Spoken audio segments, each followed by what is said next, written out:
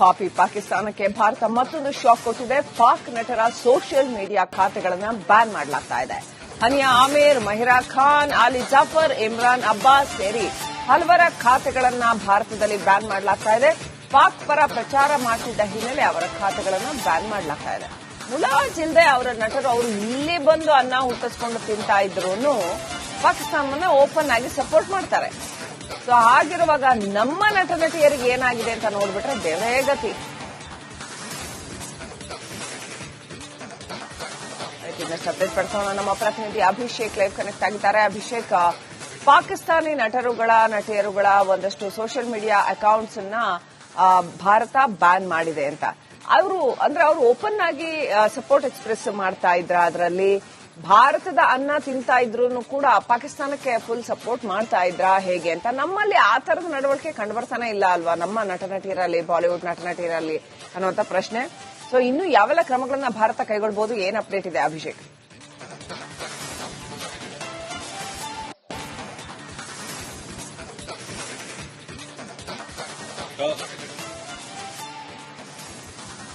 ಲಕ್ಷ್ಮಿ, ಮೊದಲನೇದಾಗಿ ಒಂದಿಷ್ಟು ಕ್ರಿಕೆಟಿಗರಿರ್ಬೋದು, ನಟರಿರ್ಬೋದು, ಎರಡೂ ವೃತ್ತಿಯಲ್ಲಿ ತೊಡಗಿಸಿರುವಂತ ಸುಮಾರು 15 ಜನ ಪಾಕಿಸ್ತಾನಿ ಪ್ರಜೆಗಳು ಏನು ಭಾರತದಲ್ಲಿ ತಮ್ಮ ನೆಲೆಯನ್ನ ಕಂಡುಕೊಂಡಿದ್ರು, ಇಲ್ಲಿ ತಮ್ಮ ಒಂದು ಸೊಸೈಟಲ್ ಫಿಗರ್ ಅನ್ನ ಡೆವಲಪ್ ಮಾಡಿಕೊಂಡಿದ್ರು.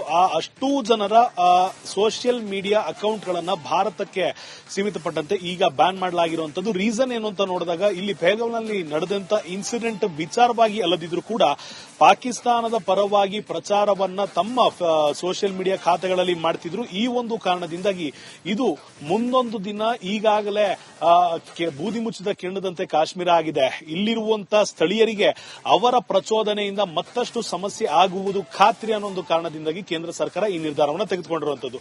ಒಂದು, ಸೋಷಿಯಲ್ ಮೀಡಿಯಾ ಖಾತೆಗಳು ಕೇವಲ ಸಣ್ಣ ಪುಟ್ಟ ವ್ಯಕ್ತಿಗಳು ಅನ್ನೋದಕ್ಕಿಂತ ಇನ್ಫ್ಲೂಯೆನ್ಸರ್ ಸ್ಟೇಟಸ್ ಅಲ್ಲಿ ಇರುವಂತಹ ಯಾವೆಲ್ಲ ವ್ಯಕ್ತಿಗಳು ಪಾಕಿಸ್ತಾನದ ಪರವಾಗಿ ಪ್ರಚಾರವನ್ನು ಮಾಡ್ತಿದ್ದಾರೆ ಅವರ ಖಾತೆಗಳನ್ನ ಬ್ಯಾನ್ ಮಾಡಿರುವಂತದ್ದು. ಇನ್ನು ಮುಂದೆ ಪ್ರಚೋದನಾಕಾರಿಯಾದಂತಹ ಮಾಹಿತಿ ಯಾರಿಗೂ ರೀಚ್ ಆಗದೇ ಇರಲಿ ಅನ್ನೋ ಒಂದು ನಿಟ್ಟಿನಲ್ಲಿ. ಇದ್ರ ಜೊತೆಗೆ ಇಂಡಿಯನ್ ಏರ್ ಸ್ಪೇಸ್ ಅನ್ನ ಈಗ ಪಾಕಿಸ್ತಾನಿ ಯುದ್ಧ ವಿಮಾನಕ್ಕಿರ್ಬೋದು, ಕಮರ್ಷಿಯಲ್ ವಿಮಾನಕ್ಕಿರ್ಬೋದು, ಪಾಕಿಸ್ತಾನಲ್ಲಿ ಆಪರೇಟ್ ಆಗಿರುವಂತದ್ದು, ಲೀಸ್ ಆಗಿರುವಂತದ್ದು, ಅಟ್ಯಾಚ್ ಆಗಿರುವಂತದ್ದು ಯಾವುದೇ ವಿಮಾನಗಳಿಗೂ ಕೂಡ ಭಾರತದ ಏರ್ ಸ್ಪೇಸ್ ನಲ್ಲಿ ಅವಕಾಶ ಇಲ್ಲ ಅಂತ ತಿಳಿಸಿರುವಂತದ್ದು.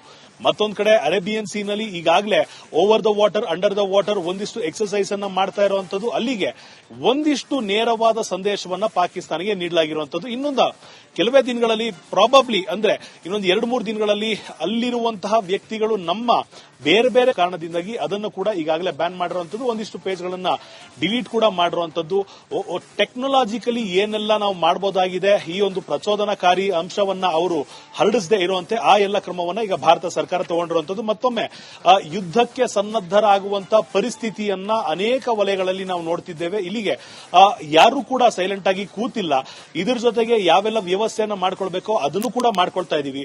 ಅಷ್ಟು ಮಾತ್ರ ಸೀಮಿತವಾಗದೆ ಸೋಷಿಯಲ್ ಮೀಡಿಯಾವನ್ನ ಅಸ್ತ್ರವಾಗಿ ಬಳಸ್ತಾ ಇದ್ದಂತ ಪಾಕಿಸ್ತಾನಿ ಪ್ರಜೆಗಳು ಯಾರಿದ್ದಾರೆ, ಪಾಕಿಸ್ತಾನದ ಪರವಾಗಿ ಯಾರಿದ್ದಾರೆ, ಅವರು ನಮ್ಮ ದೇಶಕ್ಕೆ ಯಾವುದೇ ರೀತಿಯ ಕಿರಿಕಿರಿಯನ್ನ ಉಂಟು ಮಾಡಬಾರದು ಅಂತ ಅನೇಕ ಹಂತಗಳಲ್ಲಿ ಈಗ ಭಾರತ ಸರ್ಕಾರ ಒಂದಿಷ್ಟು ಕ್ರಮಗಳನ್ನು ಕೈಗೊಂಡಿರುವಂತದ್ದು. ಸೊ ಇನ್ನು ಕಾದು ನೋಡಬೇಕಾಗಿದೆ, ಇಲ್ಲಿರುವಂತಹ ಪಾಕಿಸ್ತಾನಿ ಸಪೋರ್ಟರ್ಗಳು ಯಾರಿದ್ದಾರೆ ಅವರನ್ನ ಕೂಡ ಟಾರ್ಗೆಟ್ ಮಾಡಿ, ಸಮನ್ ಮಾಡಿ, ಕರೆದು ಮಾತನಾಡಿಸ್ತಾರಾ ಅಥವಾ ಅವರನ್ನ ನೇರವಾಗಿ ವಶಕ್ಕೆ ಪಡಿತಾರಾ ಅಥವಾ ಅವರು ಈ ದೇಶದನ್ನ ಬಿಟ್ಟು ತೊಲಗುವಂತೆ ಮಾಡ್ತಾರೆ. ಇದಿಷ್ಟು ಒಂದಿಷ್ಟು ಗೊಂದಲಗಳಂತೂ ಇರುವಂತದ್ದು. ಸೊ ಭಾರತದ ಸರ್ಕಾರದ ಒಂದು ಮಾಹಿತಿಗಾಗಿ ಎಲ್ಲರೂ ಕೂಡ ಕಾಯ್ತಾ ಇದೀವಿ. ಒಂದಿಷ್ಟು ದಿನಗಳಲ್ಲಿ ಏನೋ ಆಗಬಹುದು, ಇಡೀ ದೇಶವೇ ಕಾದು ನೋಡ್ತಿರುವಂತ ಕೆಲಸವನ್ನ ಕೇಂದ್ರ ಸರ್ಕಾರ ಮಾಡುತ್ತೆ ಅನ್ನೋ ಒಂದು ಕುತೂಹಲ ಏನಿದೆ, ಆ ಒಂದು ಕುತೂಹಲಕಾರಿ ಘಟನೆಗೆ ಎಲ್ಲರೂ ಸಾಕ್ಷಿಯಾಗಬೇಕಾಗಿರುವಂತದ್ದು. ಅದರ ಜೊತೆಗೆ ಎಲ್ಲರಿಗೂ ಕೂಡ ಇಲ್ಲಿ ಶಾಂತಿ ನೆಲೆಸಬೇಕು ಅನ್ನೋದು ಇರುವಂತದ್ದು. ಅಮೆರಿಕದ ರಾಯಭಾರಿ ಕಚೇರಿಯಿಂದ ಕೂಡ ಅಂದ್ರೆ ಬಂದಿರುವಂತಹ ಸಂದೇಶ ಏನು ಅಂದ್ರೆ, ಭಾರತ ಸರ್ಕಾರ ಇದನ್ನ ಖಂಡಿತವಾಗಿಯೂ ಖಂಡಿಸಿದೆ. ಅಮೆರಿಕ ಭಾರತದ ಪರವಾಗಿ ನಿಂತ್ಕೊಳ್ಳುತ್ತೆ. ಪಾಕಿಸ್ತಾನದವರು ತಮ್ಮ ತಪ್ಪನ್ನ ಒಪ್ಕೊಳ್ಬೇಕು, ಯಾವುದೇ ಕಾರಣಕ್ಕೂ ಕೂಡ ಜಗಳವನ್ನ ಮಾಡಬಾರದು. ಅದರ ಜೊತೆಗೆ ಭಾರತದ ತನಿಖೆಗೆ ಸಹಕಾರ ಕೊಡಬೇಕು ಅಂತ ಈಗಾಗಲೇ ತಿಳಿಸಿರುವಂತದ್ದು. Srilakshmi, right, thank you Abhishek ಡೀಟೇಲ್ಸ್ಗಾಗಿ. ಪಾಕಿಸ್ತಾನಕ್ಕೆ ಭಾರತ ಮತ್ತೊಂದು ಶಾಕ್ ಕೊಟ್ಟಿದೆ. ಪಾಕ್ ನಟರ ಸೋಷಿಯಲ್ ಮೀಡಿಯಾ ಖಾತೆಗಳನ್ನು ಬ್ಯಾನ್ ಮಾಡಲಾಗ್ತಾ ಇದೆ. ಹನಿಯಾ ಆಮೀರ್, ಮಹಿರಾ ಖಾನ್, ಆಲಿ ಜಾಫರ್, ಇಮ್ರಾನ್ ಅಬ್ಬಾಸ್ ಸೇರಿ ಹಲವರ ಖಾತೆಗಳನ್ನ ಭಾರತದಲ್ಲಿ ಬ್ಯಾನ್ ಮಾಡಲಾಗ್ತಾ ಇದೆ. ಪಾಕ್ ಪರ ಪ್ರಚಾರ ಮಾಡುತ್ತಿದ್ದ ಹಿನ್ನೆಲೆ ಅವರ ಖಾತೆಗಳನ್ನು ಬ್ಯಾನ್ ಮಾಡಲಾಗ್ತಾ ಇದೆ. ಮುಲಾಜಿಲ್ದೆ ಅವರ ನಟರು ಅವರು ಇಲ್ಲಿ ಬಂದು ಅನ್ನ ಹುಟ್ಟಿಸ್ಕೊಂಡು ತಿಂತಾ ಇದ್ರು ಪಾಕಿಸ್ತಾನವನ್ನ ಓಪನ್ ಆಗಿ ಸಪೋರ್ಟ್ ಮಾಡ್ತಾರೆ. ಸೊ ಹಾಗಿರುವಾಗ ನಮ್ಮ ನಟ ನಟಿಯರಿಗೆ ಏನಾಗಿದೆ ಅಂತ ನೋಡ್ಬಿಟ್ರೆ ದೇವರೇ ಗತಿ. ಇನ್ನಷ್ಟು ಅಪ್ಡೇಟ್ ಪಡ್ಸೋಣ. ನಮ್ಮ ಪ್ರತಿನಿಧಿ ಅಭಿಷೇಕ್ ಲೈವ್ ಕನೆಕ್ಟ್ ಆಗಿದ್ದಾರೆ. ಅಭಿಷೇಕ್, ಪಾಕಿಸ್ತಾನಿ ನಟರುಗಳ ನಟಿಯರುಗಳ ಒಂದಷ್ಟು ಸೋಷಿಯಲ್ ಮೀಡಿಯಾ ಅಕೌಂಟ್ಸ್ ಅನ್ನ ಭಾರತ ಬ್ಯಾನ್ ಮಾಡಿದೆ ಅಂತ ಅವರು ಓಪನ್ ಆಗಿ ಸಪೋರ್ಟ್ ಎಕ್ಸ್ಪ್ರೆಸ್ ಮಾಡ್ತಾ ಇದ್ರ, ಅದರಲ್ಲಿ ಭಾರತದ ಅನ್ನ ತಿಂತಾ ಇದ್ರು ಕೂಡ ಪಾಕಿಸ್ತಾನಕ್ಕೆ ಫುಲ್ ಸಪೋರ್ಟ್ ಮಾಡ್ತಾ ಇದ್ರ ಹೇಗೆ ಅಂತ. ನಮ್ಮಲ್ಲಿ ಆ ತರದ ನಡವಳಿಕೆ ಕಂಡುಬರ್ತಾನೆ ಇಲ್ಲ ಅಲ್ವಾ, ನಮ್ಮ ನಟ ನಟಿಯರಲ್ಲಿ, ಬಾಲಿವುಡ್ ನಟ ನಟಿಯರಲ್ಲಿ ಅನ್ನುವಂತ ಪ್ರಶ್ನೆ. ಸೊ ಇನ್ನು ಯಾವೆಲ್ಲ ಕ್ರಮಗಳನ್ನ ಭಾರತ ಕೈಗೊಳ್ಳಬಹುದು, ಏನ್ ಅಪ್ಡೇಟ್ ಇದೆ ಅಭಿಷೇಕ್?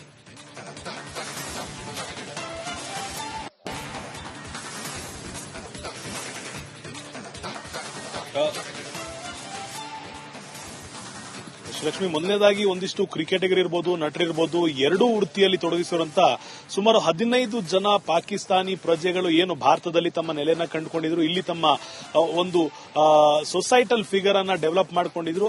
ಅಷ್ಟೂ ಜನರ ಸೋಷಿಯಲ್ ಮೀಡಿಯಾ ಅಕೌಂಟ್ಗಳನ್ನ ಭಾರತಕ್ಕೆ ಸೀಮಿತಪಟ್ಟಂತೆ ಈಗ ಬ್ಯಾನ್ ಮಾಡಲಾಗಿರುವಂತದ್ದು. ರೀಸನ್ ಏನು ಅಂತ ನೋಡಿದಾಗ, ಇಲ್ಲಿ ಪಹಲ್ಗಾಮ್ನಲ್ಲಿ ನಡೆದಂತ ಇನ್ಸಿಡೆಂಟ್ ವಿಚಾರವಾಗಿ ಅಲ್ಲದಿದ್ರು ಕೂಡ ಪಾಕಿಸ್ತಾನದ ಪರವಾಗಿ ಪ್ರಚಾರವನ್ನ ತಮ್ಮ ಸೋಷಿಯಲ್ ಮೀಡಿಯಾ ಖಾತೆಗಳಲ್ಲಿ ಮಾಡ್ತಿದ್ರು. ಈ ಒಂದು ಕಾರಣದಿಂದಾಗಿ ಇದು ಮುಂದೊಂದು ದಿನ ಈಗಾಗಲೇ ಬೂದಿ ಮುಚ್ಚಿದ ಕಿರಣದಂತೆ ಕಾಶ್ಮೀರ ಆಗಿದೆ. ಇಲ್ಲಿರುವಂತಹ ಸ್ಥಳೀಯರಿಗೆ ಅವರ ಪ್ರಚೋದನೆಯಿಂದ ಮತ್ತಷ್ಟು ಸಮಸ್ಯೆ ಆಗುವುದು ಖಾತ್ರಿ ಅನ್ನೋ ಒಂದು ಕಾರಣದಿಂದಾಗಿ ಕೇಂದ್ರ ಸರ್ಕಾರ ಈ ನಿರ್ಧಾರವನ್ನು ತೆಗೆದುಕೊಂಡಿರುವಂತದ್ದು.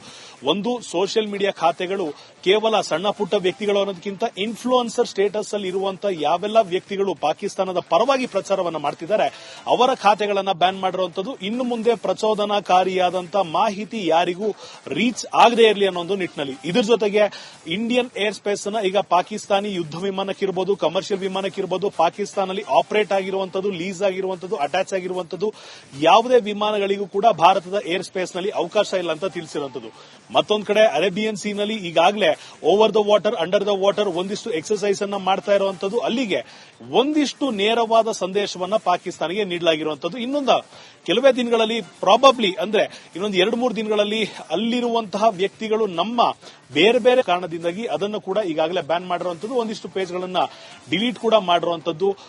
ಟೆಕ್ನಾಲಜಿಕಲಿ ಏನೆಲ್ಲ ನಾವು ಮಾಡಬಹುದಾಗಿದೆ, ಈ ಒಂದು ಪ್ರಚೋದನಕಾರಿ ಅಂಶವನ್ನ ಅವರು ಹರಡಿಸದೇ ಇರುವಂತೆ ಆ ಎಲ್ಲ ಕ್ರಮವನ್ನ ಈಗ ಭಾರತ ಸರ್ಕಾರ ತಗೊಂಡಿರುವಂತದ್ದು. ಮತ್ತೊಮ್ಮೆ ಯುದ್ಧಕ್ಕೆ ಸನ್ನದ್ದರಾಗುವಂತಹ ಪರಿಸ್ಥಿತಿಯನ್ನ ಅನೇಕ ವಲಯಗಳಲ್ಲಿ ನಾವು ನೋಡ್ತಿದ್ದೇವೆ. ಇಲ್ಲಿಗೆ ಯಾರು ಕೂಡ ಸೈಲೆಂಟ್ ಆಗಿ ಕೂತಿಲ್ಲ. ಇದ್ರ ಜೊತೆಗೆ ಯಾವೆಲ್ಲ ವ್ಯವಸ್ಥೆಯನ್ನ ಮಾಡ್ಕೊಳ್ಬೇಕೋ ಅದನ್ನು ಕೂಡ ಮಾಡ್ಕೊಳ್ತಾ ಇದೀವಿ.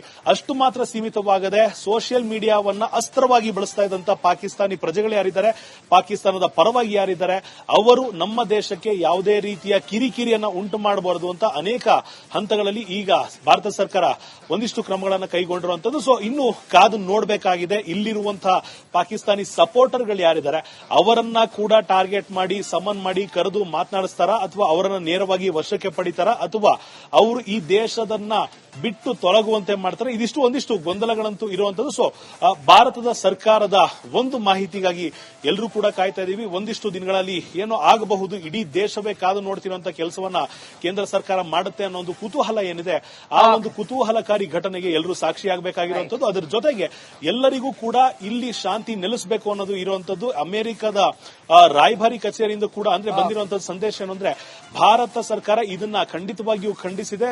ಅಮೆರಿಕ ಭಾರತದ ಪರವಾಗಿ ನಿಂತ್ಕೊಳ್ಳುತ್ತೆ. ಪಾಕಿಸ್ತಾನದವರು ತಮ್ಮ ತಪ್ಪನ್ನ ಒಪ್ಕೊಳ್ಬೇಕು, ಯಾವುದೇ ಕಾರಣಕ್ಕೂ ಕೂಡ ಜಗಳವನ್ನ ಮಾಡಬಾರದು. ಅದರ ಜೊತೆಗೆ ಭಾರತದ ತನಿಖೆಗೆ ಸಹಕಾರ ಕೊಡಬೇಕು ಅಂತ ಈಗಾಗಲೇ ತಿಳಿಸಿರುವಂತದ್ದು. Srilakshmi, right, thank you Abhishek ಡೀಟೇಲ್ಸ್ಗಾಗಿ.